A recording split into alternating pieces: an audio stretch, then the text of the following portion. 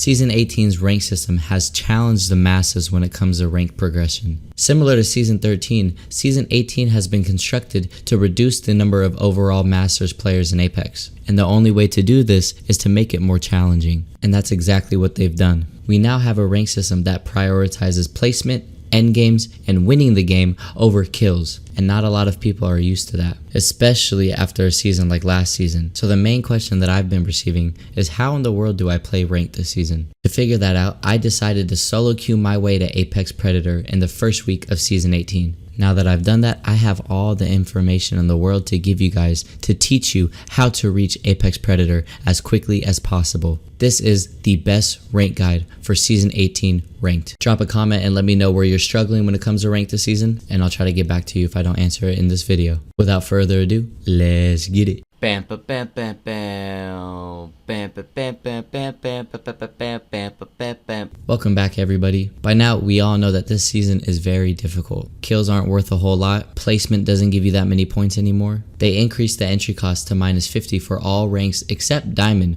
and once you hit Diamond, they increased that to -75. Which is more than twice of what we were losing last season. They also made changes to the Storm that make it more difficult to rat within Storm, and as a result of all of this, more teams are making it to endgame on average. And the more teams that you have alive later in the game, the more difficult rank becomes. And we haven't had to worry about endgames like that since Season 13. So it may be new for you to think about the game in that aspect. But fortunately for you guys, you got me. If you stick to the tips and instructions that I give you, you will have very little trouble reaching the ranks that you desire. But if you don't listen to me, then you're going to struggle. I'm not only doing this to help you guys individually, but I'm also doing this to help improve and maintain the integrity of everybody's experience when it comes to rank this season. Because if enough people listen to these tips, their games will go better, which means their randoms games will go better. And at that point, your opponent's gaming experience will go better as well. So sit back and really listen to what I'm saying. Because the sooner that you do that, the sooner you'll realize that this season's not really difficult. It just requires a lot more thinking, a lot more planning, and a lot more strategy. So let's begin. The most important tip that I want to discuss so far for this season's rank is going to be your legend choice. When it comes to meta right now, a lot of people are playing a variation of Revenant, Bangalore, Horizon, Pathfinder, and Wraith. Those are the legends that are being played the most right now, and that's okay because they're all really strong legends. But what they don't provide you, especially as a solo queuer,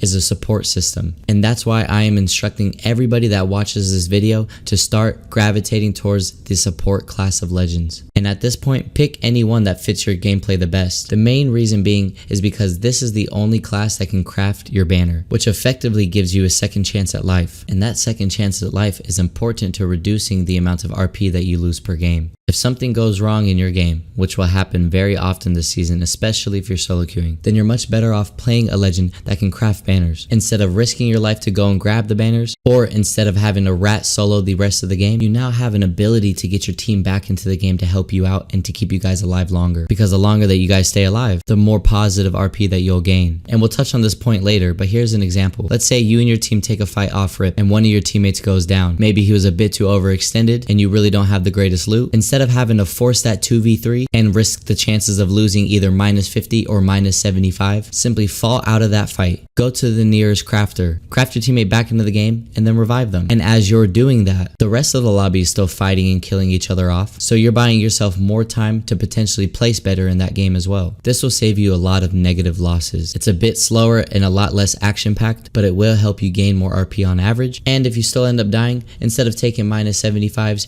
you're taking -30s, which slows down the rate at which you D-rank. The support class is by far the strongest legends in Season 18 and will provide your team the safety net needed to gain more positive RP on average. So if you're struggling with rank this season, then start playing support legends. The next thing I want to talk about is the play style that is necessary in order to gain higher ranks in this season. As we all know, last season you were able to rat your way to Masters. And in fact, it was so easy to obtain Masters last season that over 1.5 million players were able to do this. Ratting in that season seemed to be effective. If you think about the converse, in seasons 14 through 16, when the rank system was built around getting kills, you had everybody aping each other to try to get as many kills as possible. Neither of those playstyles work currently in this season. You cannot run around the entire lobby attempting to kill everyone because kills really aren't worth that much anymore. And on top of that, it's too much of a risk when your entry cost is so high now. On the contrary, the same is true when it comes to ratting. Placement doesn't give you nearly as many points as it does last season. 5th place is now only 55 points. In most cases, in order to get to 5th place, it'll take you about 15 minutes or so. This means ratting is no longer a viable option. The rate at which you would rank up if you decide to rat every game is much slower than it was last season. And to get to Masters or PRED in this manner would take you thousands upon thousands of games played this season, therefore proving that it is no longer a viable option either. This means that you have to find some sort of balance between ratting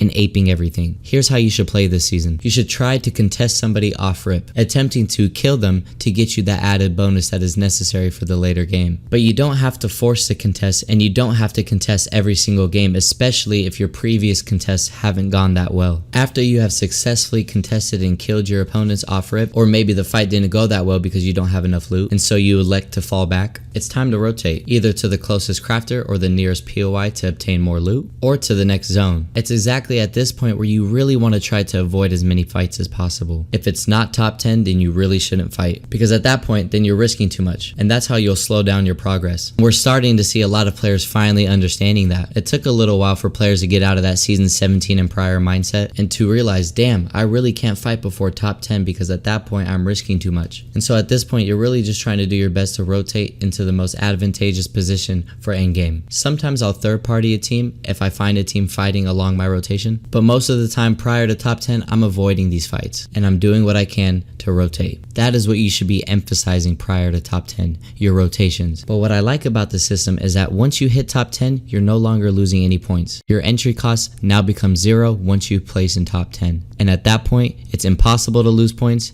and it's only possible to gain points. And so this is the time when you should start challenging more fights, but only for rotational purposes. To get to the best spot for endgame, most of the time you're going to have to fight your way there. And this is okay to do so inside of top 10 since you're no longer losing any points. And I think it was good of Respawn to do that. So make sure you find that balance for your own gameplay in order to maximize the amount of points possible per game. With that being said, I want to talk about what to do when you're in an endgame scenario with 10 squads or more. Most of the time you're going to want to be inside some sort of building to provide you the most protection. And if it's not a building, then you want to be on some sort of high ground, which will also give you that same advantage. I'm not going to talk about ring prediction because that's a bit too difficult to explain for this video, but if you've played the game long enough and you pay attention to it, you'll realize that a lot of the endgame circles have existed for the last several years for maps like Olympus, Kings Canyon, and World's Edge. And the same is true for Stormpoint and Broken Moon. You just have to familiarize yourself with those endgame circles, and knowing that information prior to endgame can help you figure out the best position for you to play. But if you don't understand these things, then most of the time it's probably out of your control. And so what I'm doing right now is I'm a bit less concerned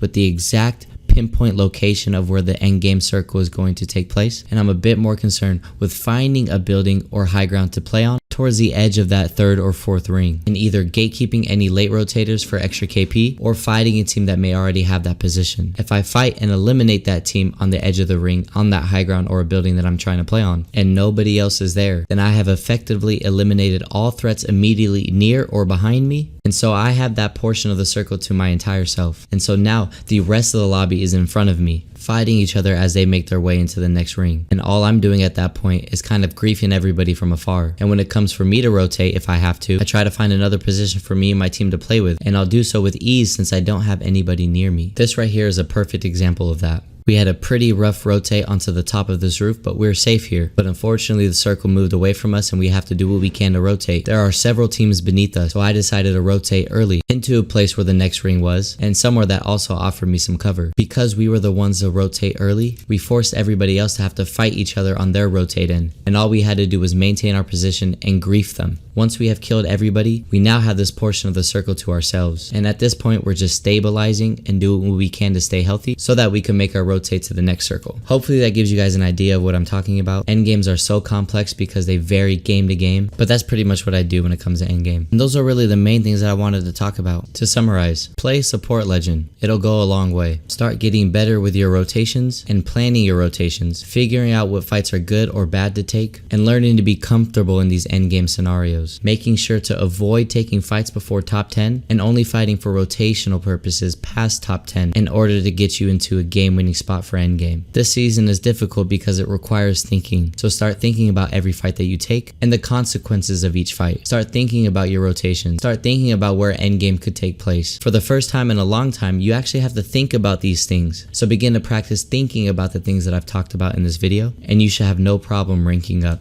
Wish you guys the best of luck. Make sure to leave a comment, a like, and hit that subscribe button, and I'll see you guys next time. Peace. Bam, bam, bam, bam. Bam, bam, bam, bam, bam, bam, bam, bam, bam, bam, bam, bam. Bam, bam, bam, bam, bam, bam, bam, bam, bam, bam, bam. Bam, bam, bam, bam, bam, bam, bam, bam,